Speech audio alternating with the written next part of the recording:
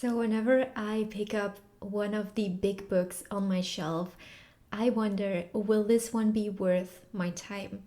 I'm this kind of reader who, when I start reading a book, I want to finish it. I have a hard time not finishing a book. But I must say, with this one, my worries were in vain because this is the best historical fiction novel I've ever read. The Pillars of the Earth was written in 1989 by Ken Follett, and it let me tell you first what the story is about. So, we follow three main characters in the fictional town of Kingsbridge, and the novel is set in the 12th century England. It revolves around the building of a cathedral, and I know it might sound boring, but I promise you it isn't. We follow Tom, who is a master builder and who dreams of building the most beautiful cathedral ever built.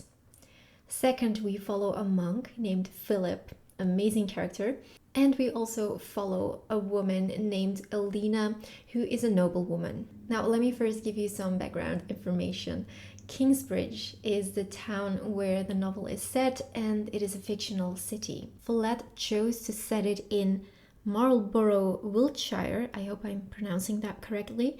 And he chose this location because the cathedrals of Winchester, Gloucester, and Salisbury were within reach of each other by horseback. The Cathedral of Kingsbridge that is being built in the novel is based on the cathedrals of Wells and Salisbury. Apparently there is also a mini-series of this novel. Everyone is recommending it to me all the time because everyone loves it so much, and I intend to watch it. They have it at my local library, so I'm going to check that out because now I'm curious. I think you should read this novel if you love historical fiction, if you love fantasy, even if you love classics. And one of the best things about this novel are the characters.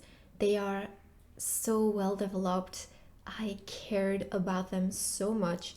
And it has been a long time since I've read a book where my heart was racing and I cared so much. What I also loved is that there is so much diversity in the age of the characters. We have older characters, we have young characters. It's just the perfect mix. The villain in this book is so good. You will love to hate him, and I cursed him so many times. He's a horrible person, and I loved hating him so much. Now, whenever I start big novels, I expect some kind of filler.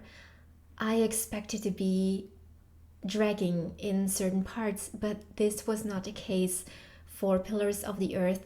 I don't know how Follett does it, but this one is action-packed. You will not be bored for a single moment, at least I wasn't. During the entire novel, there was not one scene, not one chapter that felt like it shouldn't have been there. If I have to name one thing that I didn't like, it's the writing itself.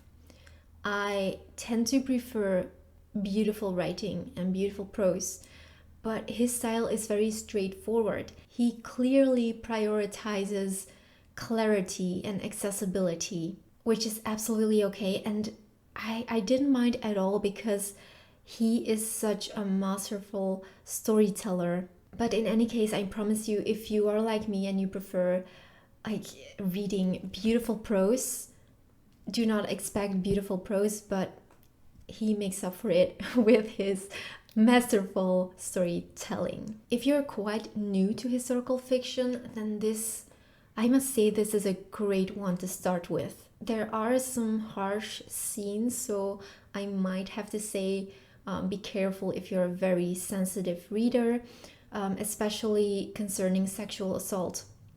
Because there is plenty of this in the novel. There was actually one scene that I skipped, and I will tell you why. So I can handle quite a lot in novels, but not when it concerns animals. So whenever an animal gets abused, I just cannot. The description of it was very detailed and it kept going, and it was a long scene, and I just couldn't. I just skipped the scene. I felt kind of bad because I normally never skip anything in novels. And to make things worse, it was a cat, and I really, no, just no. but that was the only moment that I personally had a difficult time with.